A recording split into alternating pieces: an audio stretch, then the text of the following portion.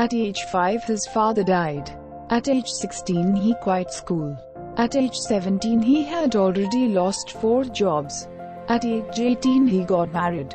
Between ages 18 and 22, he was railroad conductor and failed. He joined the army and washed out there. He applied for law school. He was rejected. He became an insurance salesman and failed again. At age 19 he became a father. At age 20 his wife left him and took their baby daughter. He became a cook and dishwater in a small cafe. He failed in an attempt to kidnap his own daughter. And eventually he convinced his wife to return home. At age 65 he retired.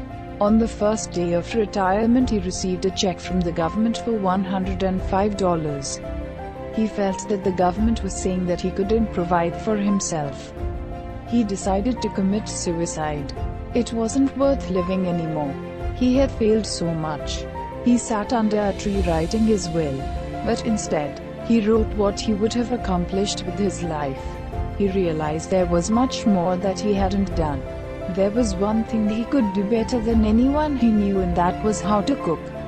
So he borrowed $87 against his check and bought and fried up some chicken using his recipe, and went door to door to sell them to his neighbor in Kentucky. Remember, at age 65 he was ready to commit suicide.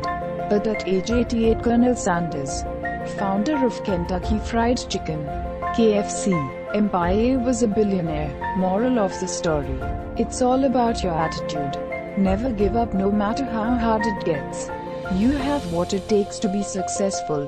Go for it and make a difference. No guts, no glory. It's never too old to dream. Share this. Might motivate someone not to give up.